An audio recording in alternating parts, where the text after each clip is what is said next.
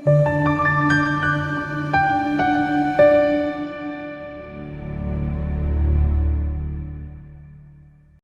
ukukhuluma nawe ukuthi mhlawumbe uphasa uningi sibuya la kafushane nje ukuthi sibheke nje udaba lwamaphupho. Ngiyathemba ke la khona uyaphila. Qhubeka kuyeseka i-channel ngendlela ongayiseka ngayo.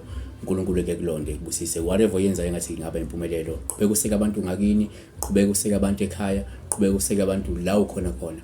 Nawe bazokwazi ubekweseke futhi uNkulunkulu ngivula amasaka impumelelo. Namhla udaba esilibheka olika nomzamo unquma ukuthi ke baba baba Pastor Winning ngivuke lapha nephupho lapha ngiphupha ke ngiqoqa amakha anuka kamnandi endaweni enenyokola ke ngigcine ke ngiwumuntu owathatha lamabhodlela ama-perfume aba maningi impela ngabuyela ke ekhaya. Uma ngifika ekhaya wonke umuntu ubeke ekhangwe ke leli phunga elimnandi beligcobile umoya wami ke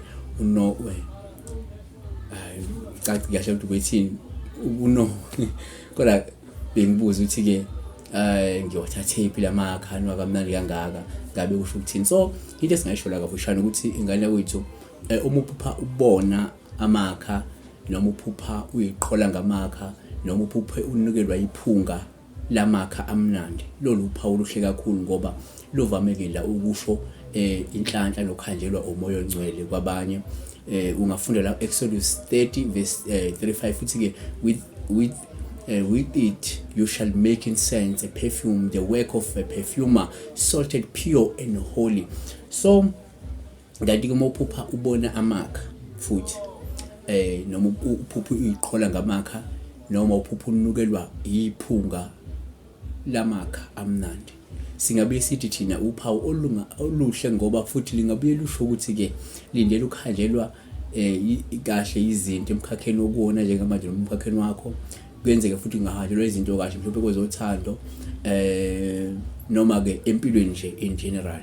Lokho kungasebe sikulethele injabulo, kukulethele ukunethezeka nokwaneliseka nje, yabona.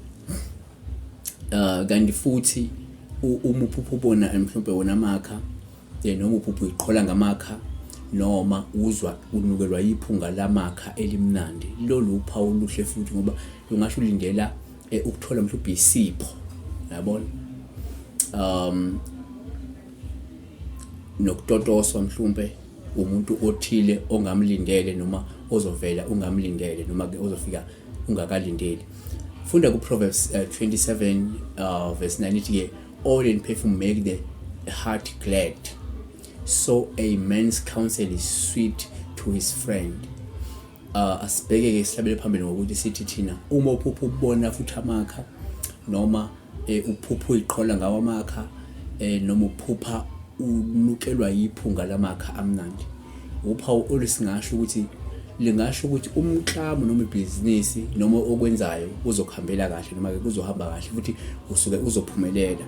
Philippians 4 verse 18 ithi ke but I have received everything in full and have an abundance. I'm amply supplied, having received from Epaphroditus what we have sent, a fragrant aroma and acceptable sacrifice, well pleasing to God. So siyabonga ke uma uphupha nje amakha uphawu luhle kakhulu, uphawu luhle izinto ezinhle ezizayo olingasho i-visibility ikamoya ongcwele, olingasho uthando, olingasho impumelelo. So may God bless you. Makhohlwa ukulike le video le, akhona umveli sizwile, akhona umveli sizowenza. God bless you.